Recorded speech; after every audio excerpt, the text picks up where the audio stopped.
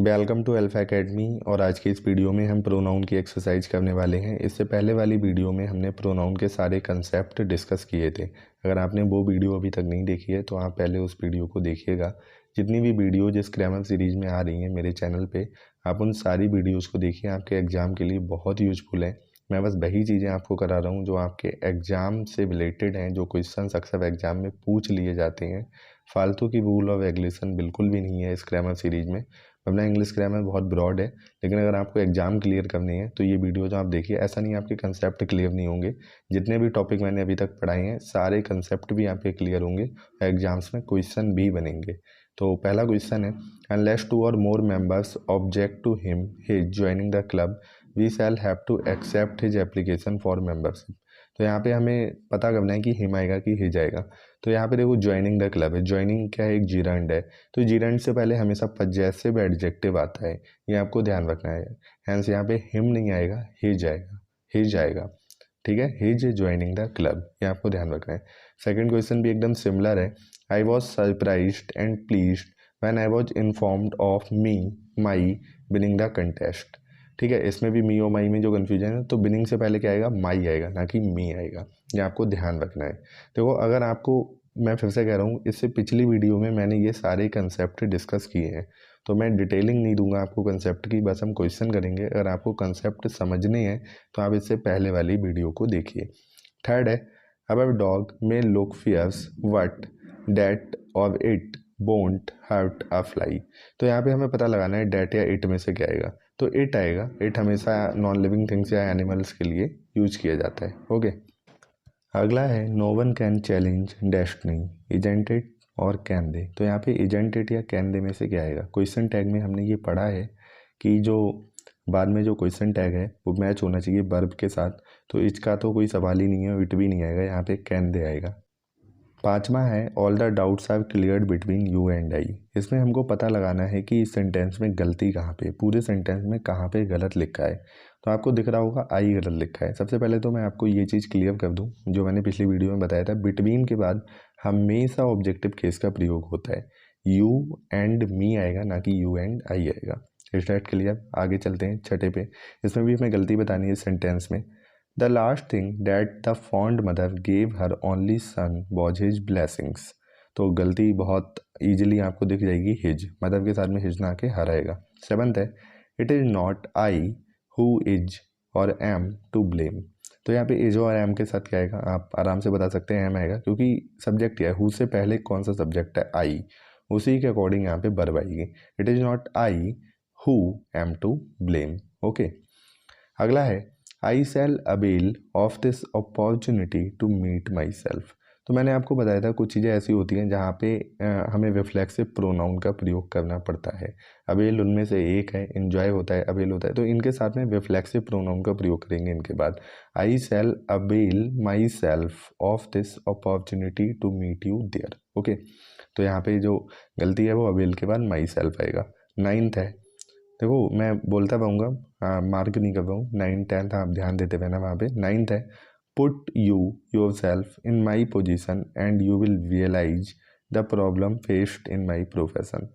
तो यहाँ पे क्या होगा, यहाँ पे क्या होगा, रिफ्लेक्सिव प्रोनाउन का यूज होगा, put yourself in my position and you will realise the problem faced in my profession. यहाँ पे ये नहीं होगा put you in my position, put yourself in my position. Okay, अगला 10th है, each of them has to understand his their responsibility.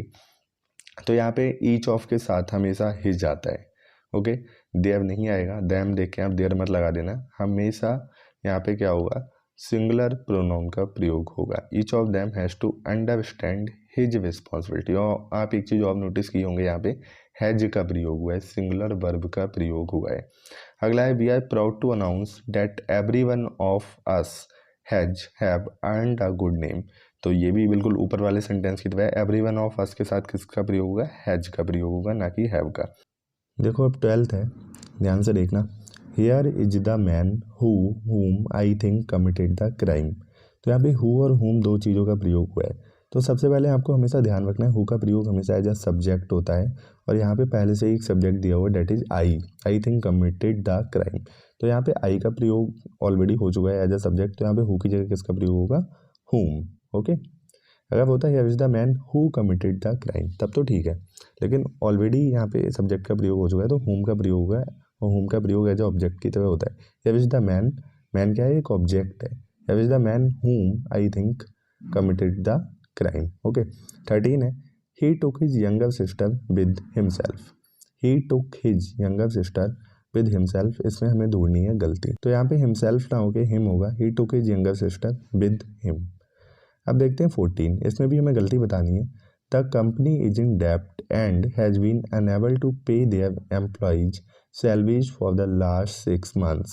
तो इसमें गलती कहाँ पे है, यहाँ पे देयर में गलती है। कंपनी क्या है, एक नॉन लिविंग थिंग है, उसके साथ में देव का प्रयोग नहीं होगा, यहाँ पे किसका प्रयोग होगा, इट्स। ओके। 15 है you can not change people but you can definitely change own.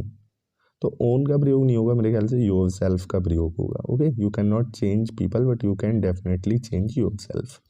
15 है the company has appointed consultants to help them increase its revenue and improve its financial position.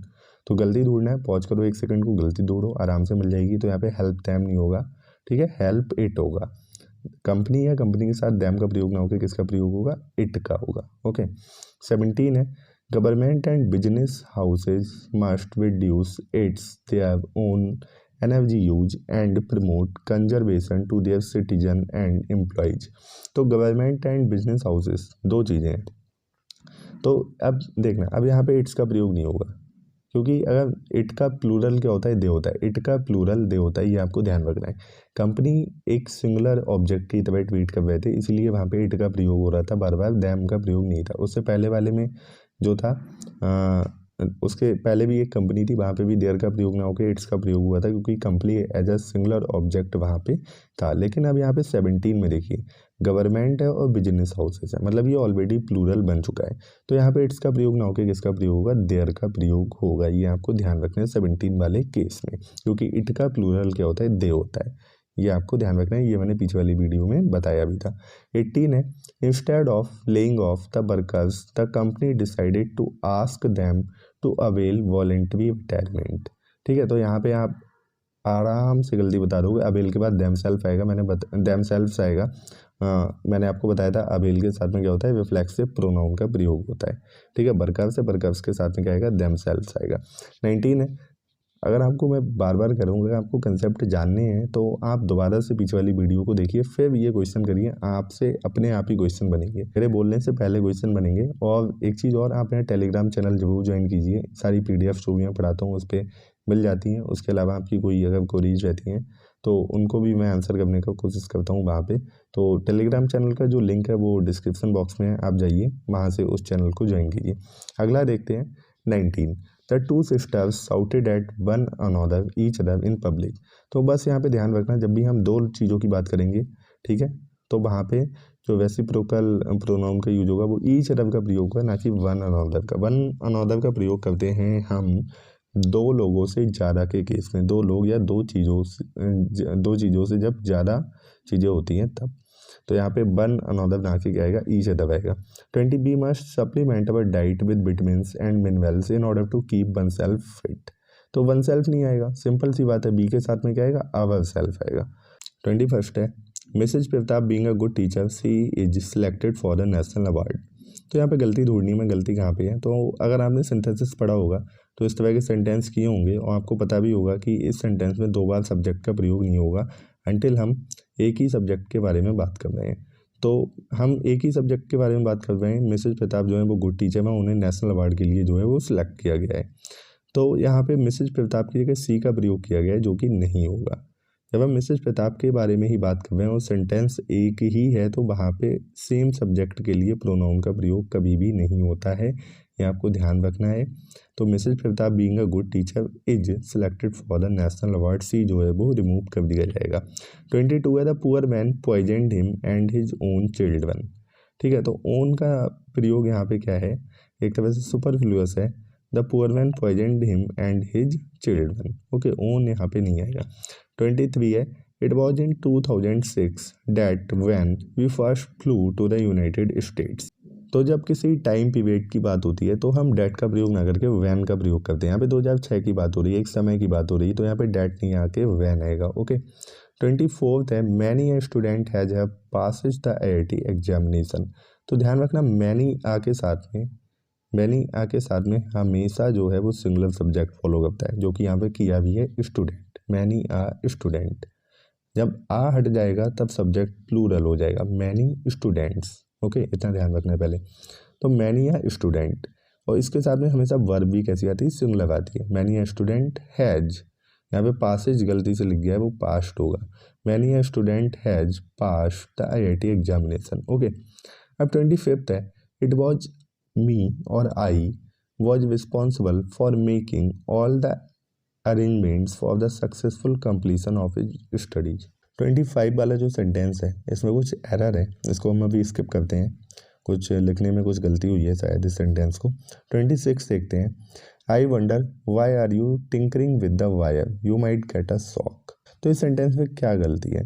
तो गलती ये है कि ऊपर वाला सेंटेंस जो है अफर्मेटिव में है, उसको हमें अफर्मेटिव में ही रखना है।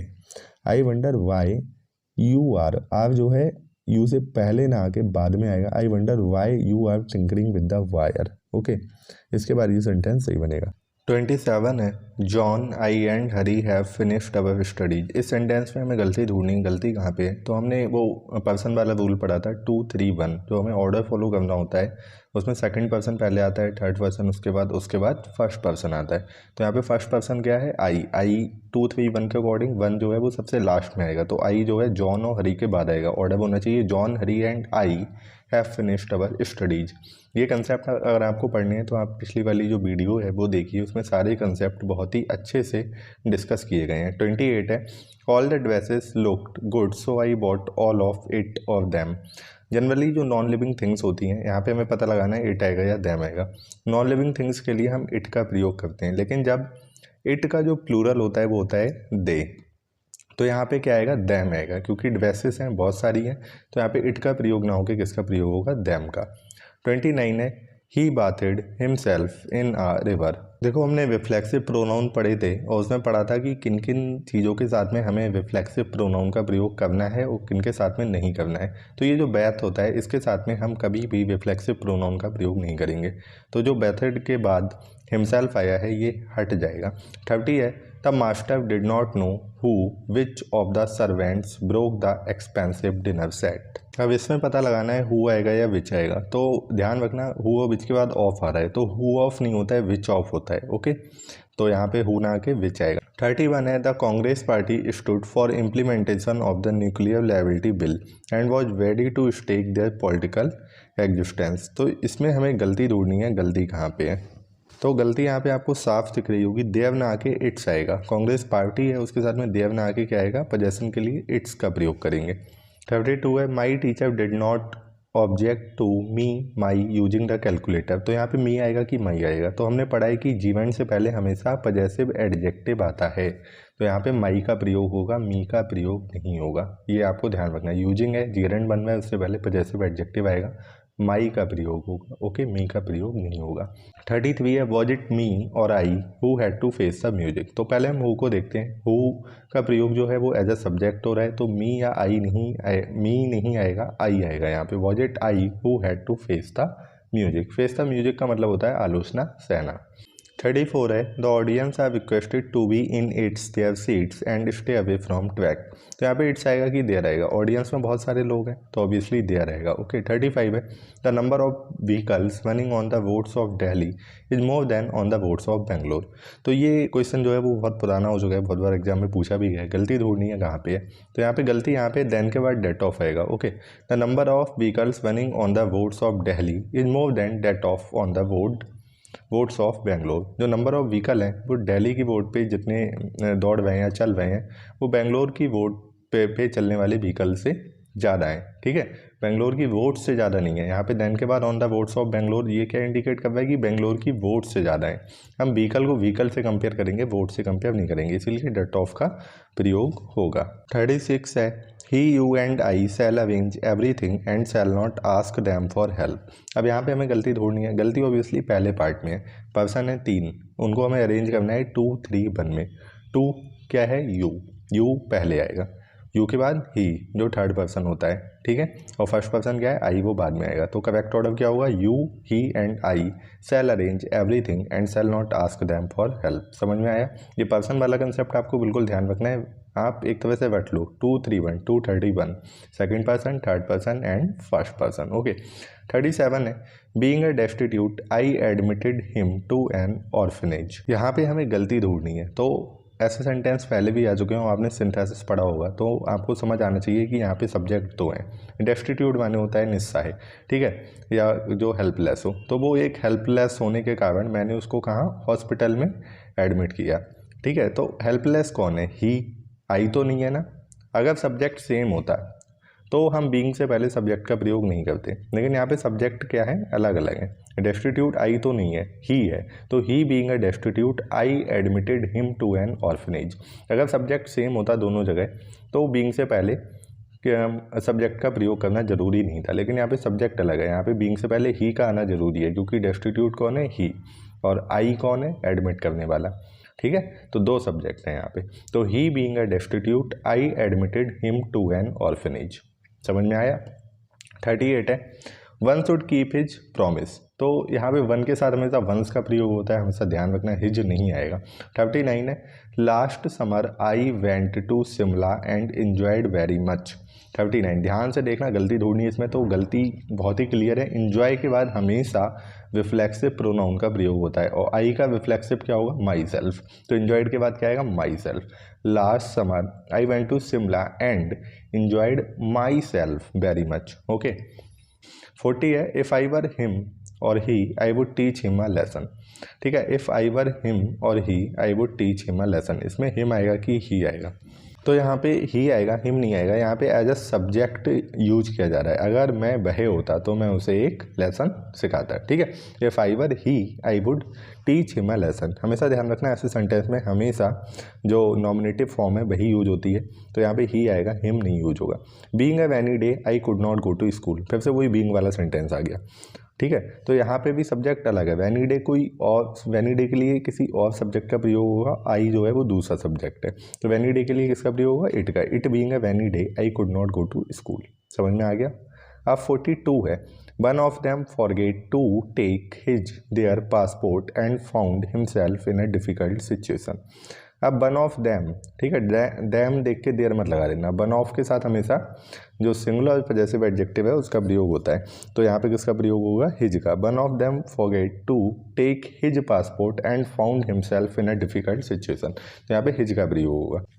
43 है, माई सेल्फ एंड, ये जी नहीं है, ही है, will manage everything. My self and he will manage everything. तो सबसे पहले तो यहाँ पे माई सेल्फ की जगह आई आएगा। माई सेल्फ क्यों आएगा, आई आएगा, I and he will manage everything. फिर यहाँ पे रूल फॉलो होगा 231 रिफ्लेक्सिव प्रोनाउन वाला। तो ही यहाँ पे क्या है, थर्ड पर्सन, और आई क्या है, फर्स्ट पर्सन। तो ही पहले आएगा, आई बाद में आएगा, हमेशा ध्यान रखना। तो क्या होगा, he and I will manage everything. Okay. 44 है, my friend is laborious and intelligent, isn't it. तो इजेंट इट नहीं आएगा। माई फ्रेंड के साथ में कौन सा प्रोनाउन यूज होगा, ही, ठीक है। यहाँ पे ही अपने दोस्त को रेफर करते हैं, ही होगा, तो इजेंट ही होगा। ओके, इजेंट इट नहीं होगा। 45 है, इट इज़ बेस्ट विच और that the government can do for downtrodden. तो हमेशा ध्यान रखना, एक सुपरलेटिव डिग्री के बाद हमेशा डैट का प्रयोग होगा। बेस्ट के साथ में विच नहीं आएगा, डैट आएगा। बेस्ट क्या है, सुपरलेटिव डिग्री है, उसके बाद में हमेशा डैट का प्रयोग होता है। It is best that the government can do for the downtrodden. 46 है, neither of the two friends has got his their. थोड़ा ऊपर स्क्रॉल करते हैं, फिर से देखिएगा। 46 है, neither of the two friends has got his their money back from the company. ठीक है, तो ये neither of, one of, each of, हमेशा इनके साथ में सिंगुलर पॉजेसिव एडजेक्टिव का प्रयोग होगा। तो देयर का प्रयोग ना होकर किसका प्रयोग होगा, हिज का। Neither of the two friends has got his money back from the company. 47 है, many women reconcile to the demands of their in laws. तो यहाँ पे ध्यान रखना, जैसे इंजॉय के साथ में रिफ्लेक्सिव प्रोनाउन आता है ना, ऐसे ही रिकंसाइल के साथ में भी रिफ्लेक्सिव प्रोनाउन आता है। तो many women reconcile themselves to the demands of their in laws. ये आपको रिकंसाइल के बाद क्या आएगा, देमसेल्व्स आएगा। ओके। 48 है, मे आई नो टू हु और whom आई एम स्पीकिंग। तो यहाँ पे देखो सब्जेक्ट तो आई पहले से ही आ गया, फिर हु का क्या काम, यहाँ पे whom आएगा, whom एज अ ऑब्जेक्ट की तरह यूज होगा। May I know to whom I am speaking. who हमेशा एज अ सब्जेक्ट यूज होता है, सब्जेक्ट इसमें पहले से ही आई है। ओके, तो who का प्रयोग ना होकर किसका, whom का प्रयोग होगा। अगला सेम है एकदम। 49 the person whom I met yesterday was my classmate. इसमें भी आपको ध्यान रखना है who का प्रयोग नहीं होगा, क्योंकि ऑलरेडी एक सब्जेक्ट आई यहाँ पे लगा हुआ है, दो सब्जेक्ट एक साथ तो आएंगे नहीं। ठीक है, तो क्या आएगा, the person whom I met yesterday was my classmate. 50 है, a good friend of me mine has been in London for 20 years. A good friend of, यहाँ पे पोजेशन दिखा रहा है, मेरा गुड फ्रेंड, तो मी का प्रयोग नहीं होगा, माइन का होगा। Okay, a good friend of mine has been in London for 20 years. 51 है, it was him he who came running into the classroom. अब देखो who as a subject use हो रहा है, हु के बाद तो वन वर्ब आ गई, who came running into the classroom, तो सब्जेक्ट के लिए किसका, हिम और ही की जगह किसका प्रयोग होगा, ही का। ये सारी चीज़ें बार बार बता रहा हूँ, मैंने जो कंसेप्ट हैं प्रीवियस क्लास में डिस्कस किए हैं उन्हें आप देखिए, सारी चीज़ें एकदम क्रिस्टल क्लियर हो जाएंगी। 52 है, I will certainly avail of your offer when the occasion arises. ठीक है, तो यहाँ पे क्या गलती है, अवेल के साथ में क्या आता है, हमेशा रिफ्लेक्सिव प्रोनाउन आता है, तो अवेल माई सेल्फ, आई का रिफ्लेक्सिव क्या होगा, my self. I will certainly avail myself of your offer when the occasion arises. 53, besides me many other were present. तो अदर नहीं होता है, अदर्स होता है, ये सिंपल सी गलती, इसको आप ध्यान रखना, मैनी अदर्स वर प्रेजेंट। 54 है, my house is farther than her. तो हर नहीं होगा, हर्स होगा। ठीक है, हर नहीं होगा, हर्स होगा, पोजेशन दिखाने के लिए। ठीक है, मेरा हाउस जो है वो उसके हाउस से ज़्यादा दूर है। My house is farther than hers, HERS। 55 है, he is the person who everyone thought has stolen the wing. तो हैज स्टोलन द विंग का सब्जेक्ट क्या होगा, ठीक है, विंग किसने चुराई, हु ने, है ना, तो यहाँ पे एज ए सब्जेक्ट यूज हो रहा है who has stolen the wing, he is the person everyone thought who has stolen the wing. तो जब एज ए सब्जेक्ट यूज होगा तो हम हुम का प्रयोग ना करके हु का प्रयोग करेंगे, तो यहाँ पे हु राइट है। तो आज की वीडियो यहीं पे खत्म होती है। आई होप आपको वीडियो पसंद आई होगी। अगला जो टॉपिक हम कवर करने वाले हैं वो है एडजेक्टिव। ये ग्रामर सीरीज ऐसे ही कंटिन्यू रहेगी और बहुत अच्छे अच्छे क्वेश्चन जो एग्जाम ओरिएंटेड रहते हैं, जो आपके कंसेप्ट क्लियर करते हैं ग्रामर के, वही क्वेश्चन मैं इस सीरीज पे लेके आता हूँ और बहुत ही पॉइंट टू पॉइंट चीज़ें आपको पढ़ाता हूँ। तो चैनल को सब्सक्राइब कीजिए, वीडियो को लाइक कीजिए, अपने दोस्तों में शेयर कीजिए और बने रहिए इस चैनल पे। Thanks for watching this video. Thank you.